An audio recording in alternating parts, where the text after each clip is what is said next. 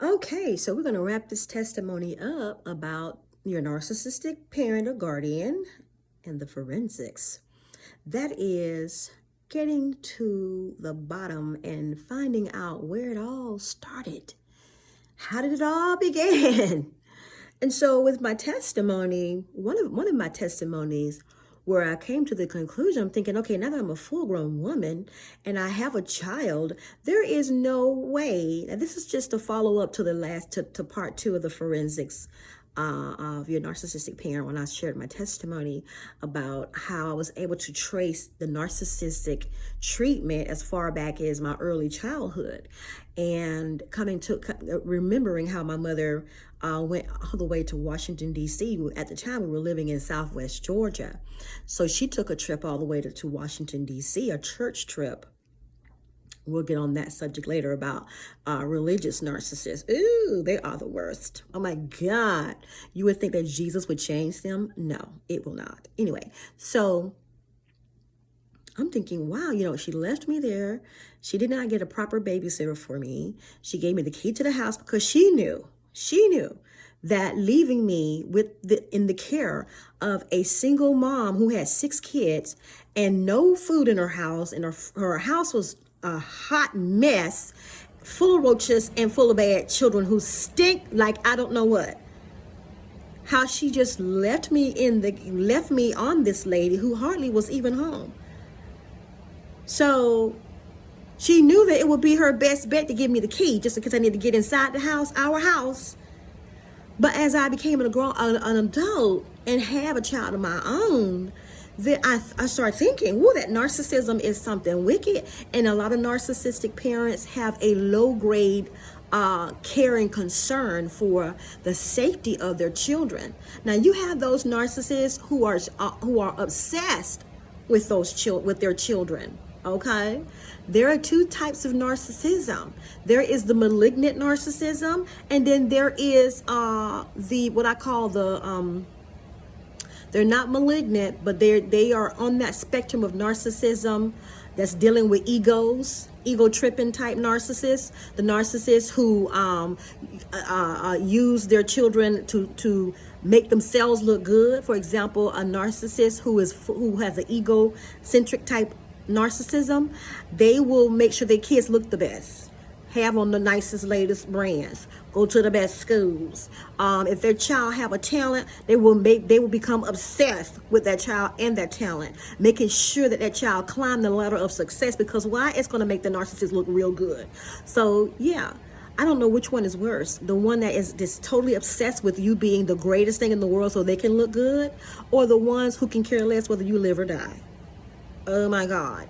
So my narcissists happen to be on the malignant spectrum of it because of the carelessness, okay, and the neglect and the child endangerment and the outright personal abuse that they offer you as their child. Oh my God. So, like I said, as I became an adult and had my own child, I realized that I would never do that.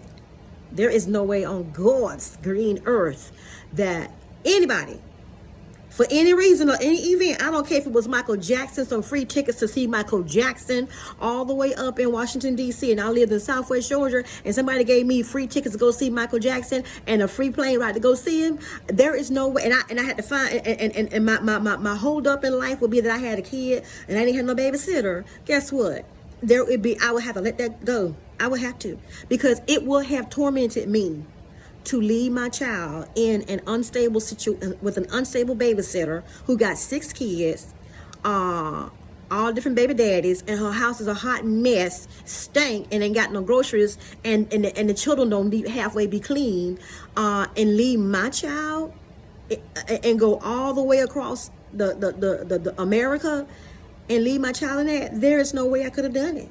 No Michael Jackson concert tickets or plane rides could ever talk me into doing it. So as I thought about that time in my life, I'm thinking that is some real heavy shit. That is really severe. It's almost on the verge of hoping that something happens to you.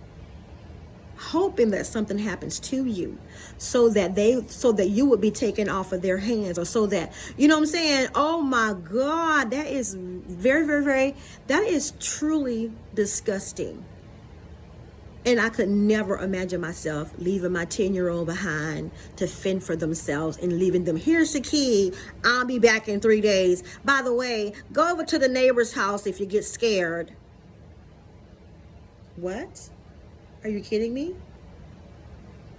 That is the hallmark of a malignant narcissist who has low-grade care and concern for a child, better yet an adult, for a child, low-grade concern, because with most narcissists, they don't want nothing to separate them from what they want to do. I don't care if it's child endangerment. They will be willing to commit a crime in order to do what they want to do. Okay? So I thought about that. I said, Lord, that's something I could never do. That's one thing that I would not do, is leave my child behind and go in an unsecure environment and leave them the key to get in and out the house on their own, just in case, this don't work out over here staying with this person, then you can just go on over to your own house type of deal. No, at 10 years old, oh my God, and a little girl, oh my God. So it's those moments in time where I reflect back and say, this legacy has been going on a long ass time. That the picture is, the writing is on the wall. You see what a thing says Faith right there. The writing is on the wall, sister. Your level of importance in this individual's mind is low, very low. And whatever little bit of quality, guardianship or parentalness that they do have, it is not one that is guaranteed all the time. But it ain't funny. So yeah, many of us, we can trace the tree, boo. We can trace it. We can trace the legacy of the narcissistic injury and damage and endangerment that can go as far back as you're being a young child.